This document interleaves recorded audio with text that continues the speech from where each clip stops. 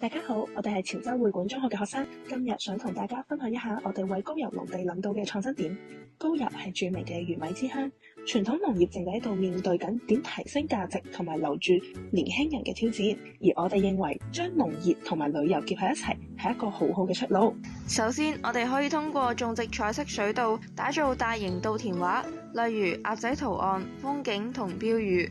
吸引遊客專程嚟打卡，讓農田成為充滿驚喜嘅景點。其次，可以推動以及開設田園民宿，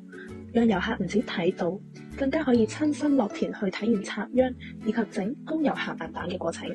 將農田變成一個好玩嘅體驗樂園。我哋更可以將農產品升級成為有故事嘅文創禮盒，例如精美包裝嘅鹹鴨蛋同埋有機米，讓遊客帶走獨特嘅手信同回憶。最後推出認養一塊田計劃，讓客人透過手機直播睇到自己塊田嘅生長過程。農民亦都可以提早收錢，保障銷路，建立一個長遠嘅顧客關係。總而言之，我哋希望透過創意、體驗、故事同科技，讓農田變得更有吸引力，更加有價值，吸引更多新農人投入農田發展。高郵農村可以將傳統手工藝嘅產品標準化，即係將可能淨係小工坊嘅傳統手工藝嘅工作坊，將佢哋嘅製作過程標準化，然後加入合作社，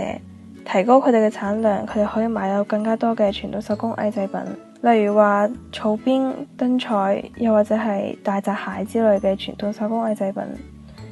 打造一個一村一品嘅名號。而呢個方法對於有傳統手工藝嘅農村都係適用嘅，即係中國其他農村都可以參照呢個方案嚟當參考，將佢哋嘅傳統手工藝轉化為佢哋嘅經濟優勢。另外，我覺得我哋仲可以利用高郵水網密布嘅優勢，喺稻田入面養殖小龍蝦，實現一水兩用、一田雙收。水稻同小龍蝦都可以賺錢，而且呢個生態模式仲可以吸引遊客過嚟體驗捕獲。一方面水稻同小龍蝦兩頭賺錢，仲可以慳翻唔少錢。小龍蝦會食雜草、滅害蟲，仲可以當肥源，化肥同農藥都可以少用啲。另一方面，水稻可以幫小龍蝦調節水質同水溫，比起單獨養蝦，風險低好多。進行電商活動可以提升當地人嘅收入。以我所知，楊歐村探索農業加直播嘅模式，打造出高郵味道馬上香見品牌，利用電商平台拓展銷售渠道。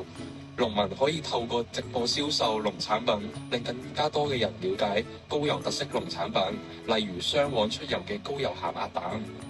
農民透過直播賣出更加多嘅產品，提升收入。